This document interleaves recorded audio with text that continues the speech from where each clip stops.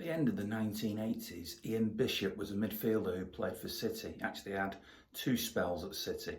But after he left the Blues, he went on to West Ham, where he met up with another former City player, Trevor Morley. They played together in the same team for a little while. But then, as you'll see in this video that's coming up now, an incident happened which led to suggestions that Trevor Morley and Ian Bishop were gay. Now, you may have seen the interview I did with Trevor Morley, which has already been on YouTube on my Forever Blue channel. I'm going to show you a little bit of it again, and then you'll hear what Ian Bishop had to say in reply. The most notorious thing that people talk about when they talk about you, apart from the goal and everything like that, was you being involved in a stabbing incident. What's the truth behind that? Were you involved in something like that? Yeah, well, my wife stabbed me, my first wife. Basically, she was psychopath, really. She's a crazy woman. And the story, of course, Bish is involved with this.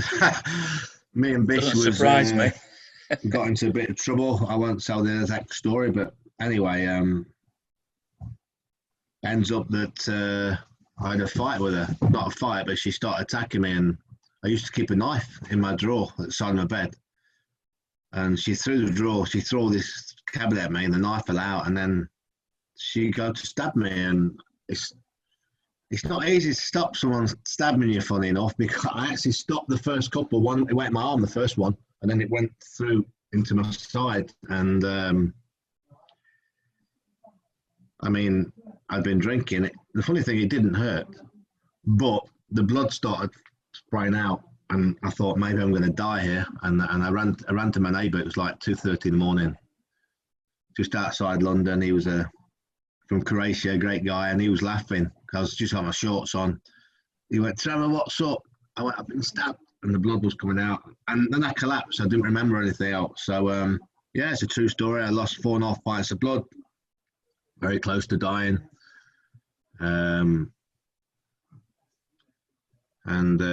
Next thing I woke up, 6:30 in the morning, Billy Bonds was there and the people from West Ham, and yeah, I was just glad to be alive. But it's a true story. And of course, the rumours that followed, that because the newspapers were onto me like crazy, and I was living on my own and just outside London, and the Sunday newspapers especially was like, "Oh, we know your wife found you in bed with another girl," and blah, blah, blah. And my lawyer said, "Don't make a comment. Do not make a comment. Because you make a comment, you'll be in the newspaper." There was no comment, no comment. And this went on to eventually they were saying, we've heard your wife found you in bed with another man. And I was like, I wanted to punch the guy, you know, but I was like, no comment. And then eventually said, "Oh, we've heard you've been caught in bed with Ian Bishop." And where that story comes from, I don't know. Maybe it was her that said the story to try and justify it. We also know an ex-player that didn't like Bish. I'm not going to mention his name. Played for a few big clubs, may have started the rumour. But the amazing thing was, it never went in the newspaper. By word of mouth, in 2 days, when this story, when people started talking, it went from London to Nottingham. My sister rang me and said, I said, "They're saying you was in bed with Ian Bishop." And we was laughing, you know, at first. And we thought it was funny until, you know, we walked in the pub and we was nearly fighting with people. And then we started playing again and we got the gay songs. So it was a tough time. I was drinking for most of the season that season. Bish took it a bit better than me. But, you know, and I actually, there's some funny stories. I actually lived with Bish and his wife for a while because, you know, I was on my own. And there was one, I think it was a Saturday morning, and his wife went down to make a cup of tea and said, "I'll bring the papers up." And I got in bed with Bish, sat there reading the newspapers. The window cleaner suddenly appeared at the window, looked through the window and seen me and Bish in a double bed, sitting, lying, reading the Sunday papers, which was funny, really. So we're cool with it now. We laugh about it, and it was tough for a time because, you know, played at Old Trafford when they were singing songs about us for 20 minutes.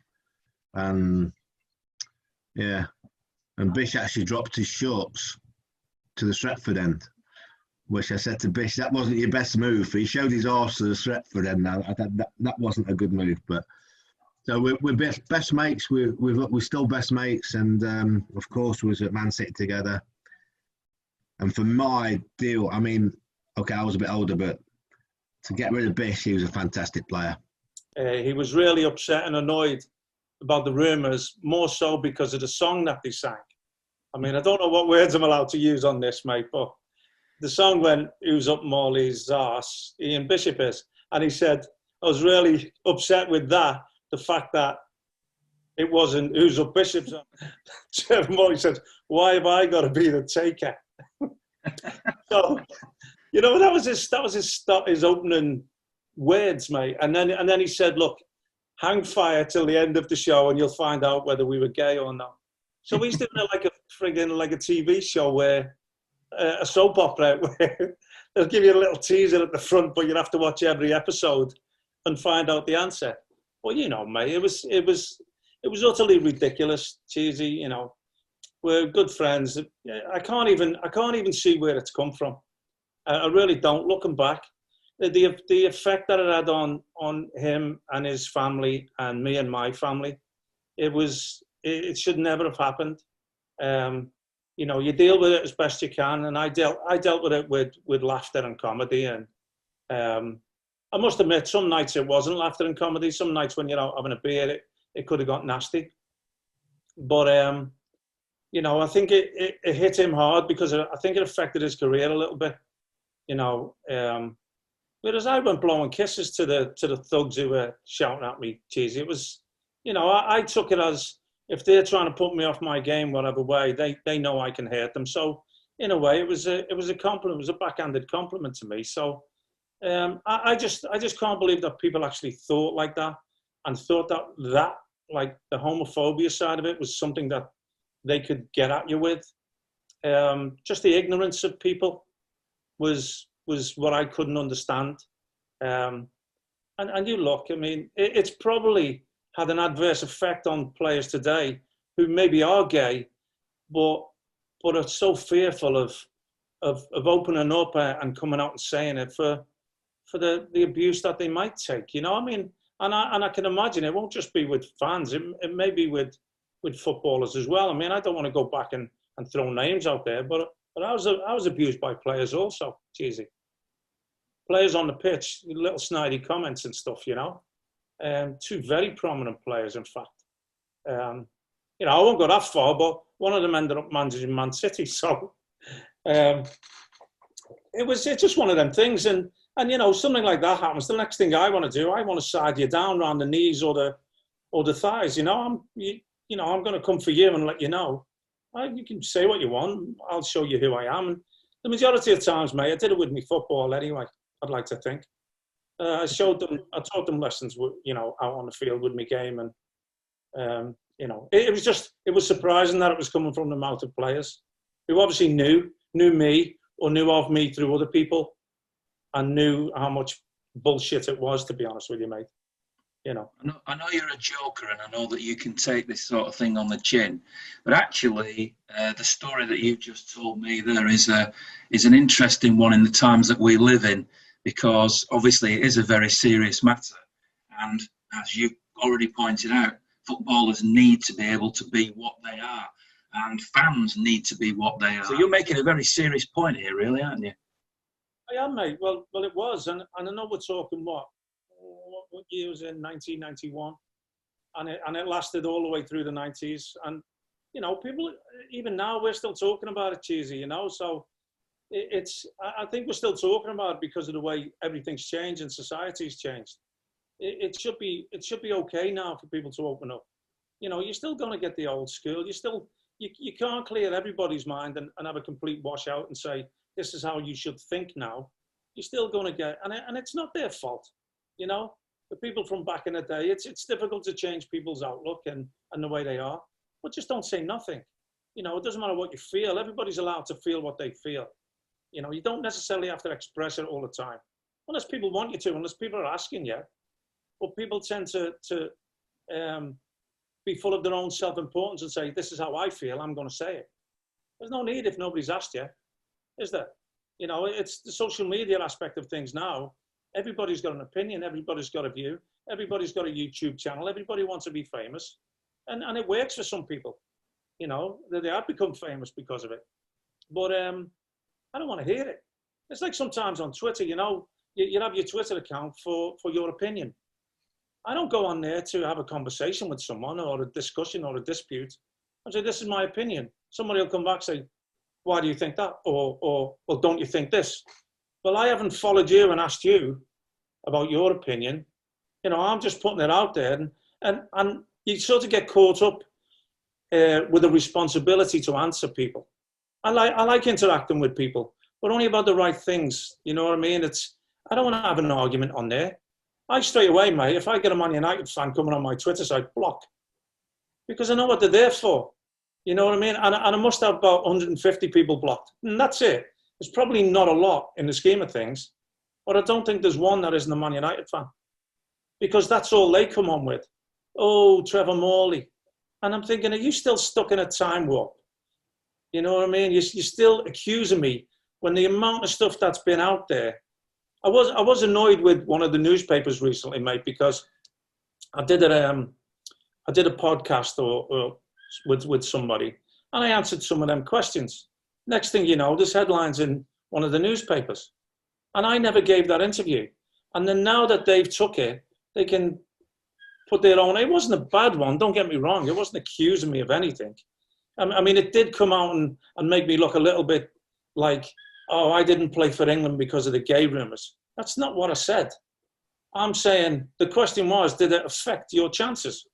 And I'm saying it did play a part, I feel. And I only know that because Billy Bonds told me, the England managers at the time asked about it. And then I wasn't involved in the next B squad. That's all I said. The reason I didn't play for England was David Batty, Paul Gascoigne, Matt Letizia. You know what I mean? I'm not dumb enough to think I should have been in front of them type of people. So I'm not going to say that. I'm saying, did it affect my chances of playing in the next England B squad? Of course it did. Would that have affected my chances of maybe graduating to the full squad? Of course it does. But when they just take a little snippet from somebody else's podcast and stick it out there, it annoys me, mate. And I remember writing a nasty tweet about it. And then I woke up the next day and I went, why am I doing that? Why am I even bothering? Because you're not going to stop it. If I choose to say, yeah, I'll do somebody's podcast, I'm doing it out of the goodness of my heart. Jeez, I don't get paid. You know, I don't think I ever have, to be honest with you. You know, I'm one of them people, and you know yourself. You ask me to do it, I'll come on and do it. You know, I'm that type of person. But when somebody else wants to take it to fill a space in a newspaper, it does my head in a little bit, especially when it's something personal like that. You know, and it's making me look as if, it's me saying I would have played for England if it wasn't for them rumours. That's not what I said. It's not what I said. I'm saying it had an effect. Did it have an effect? It must have, for them to ask. And for Billy Bonds to tell me, oh, don't go public with it. I've told you in privacy. This is the phone call he had. Because it was him who phoned them. Billy Bonds phoned them and said, why is he not in the next squad? And they gave him that answer along with, they don't like me here and I don't score enough goals. The third one was, what are these gay rumours? So it was Billy Bonds telling me, it wasn't me. And I just said, Bill, if that's the way they think, then fuck them then. In no uncertain terms, I played for West Ham. And that's it. I can only be judged on what I do for West Ham at that time. And I got picked because of it.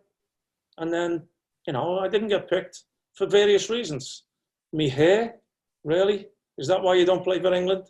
I don't get enough goals before one more game where I didn't score. So all the games before, when they picked me, now all of a sudden that's a factor. When I wasn't a natural goal scorer anyway. So it tells me, you know, I think anyone with any common sense, if they're asking that question, will lead to believe that it must have had something to do with it. And only to do with why I wasn't picked in the next B squad. That's all I was really saying, you know. And I just remember when I look back, you have somebody like Glenn Hoddle, right? I remember Glenn doing an article, and Glenn was one of my heroes. I remember him doing an article saying, I think it was me, Ian Crook, and Vinnie Samways were all playing in the Premier League at the time.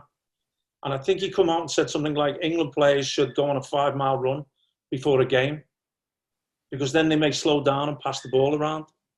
And then he named in the papers me, Vinnie, and Ian Crook as being the only real playmakers to fit that bill at that time. Which, for somebody like Glenn Hoddle, who was an England manager as well, he perceived that, you know, I may have been good enough to been given a chance. Well, you know, it is what it is, mate. It's a long time gone now. Cheesy, you know me. My thanks to Hot Click Marketing, who are specialists in online marketing. See the number and the website on the advert. Thanks for your continued support.